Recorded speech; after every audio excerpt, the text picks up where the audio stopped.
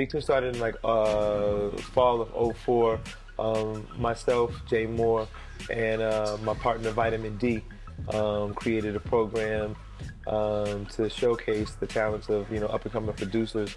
We had been involved in a couple of producer showcases, and we really liked the vibe and the energy. But it was never the form. It was never formatted as like a battle, a head-to-head competition. And we wanted to kind of bring a different element to it and an edge to it. So we came up with the concept of Big Tune, and that's pretty much is paying homage to the traditional Jamaican reggae dancehall culture, sound system, sound clash, where you pair sound systems against one another, and the people decide who has the biggest tune. The state of hip hop, yeah, it's constantly evolving. I think, ironically, it's moving back more towards its traditionalist roots, you know what I'm saying? More in terms of artists being independent, grassroots, do-it-yourself type of a movement that spawned it and started it. Labels are kind of imploding. Technologies making the music and the ability to whether it's make music, produce music, distribute music, it's making a lot more easily and accessible for everybody. There's still a lot of resistance in terms of the control that certain corporate interests have on hip hop, and the narrow messages that they push. But I feel that it's moving in a good direction, and it's always going to evolve into something, worthwhile, something positive.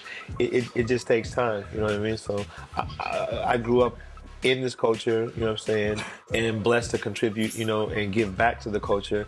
And I see it doing good things, but, we have a responsibility. We can't just sit and, point fingers and talk about the labels and the radio and blah, blah, blah. It's like, it's ours, you know what I'm saying? So we got to, do what we got to do. Cats connect, across the board, whether we're in Chicago, Seattle, you know what I'm saying, Minneapolis, New York, whatever. It's like, there's all types of cats like, what you're doing with 24/7 HH, places all around the country. So just cats connecting the dots around the country, then around the globe, and just keep it popping.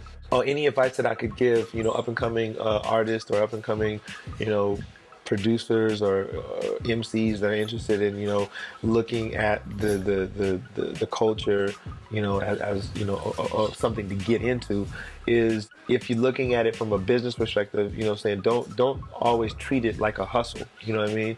It's like, have it be something that you respect, something that you admire, something that you enjoy, and something that you treat with a certain amount of dignity, and and be willing to put twice as much in as you expect to get out. You know what I mean? A lot of cats have unrealistic expectations about what the culture or what their artistry or their craft owes, or they feel they're entitled to, because they can DJ, because they can rhyme, because they can make beats. They should be making money, they should be having videos, they should be on the radio. And it's not about that, you know what I'm saying? It's about just being the best that you can possibly be. And if you stay strong, stay steady, connect the dots, build those relationships, if that's a goal of yours, you'll reach that goal. But there's going to be a lot of sacrifice, that comes along the road and along the way. But the one thing that you can't sacrifice, or compromise, is your integrity. You know what I'm saying? So just be true to yourself, be true to the music. Always put the culture, before your own personal interests.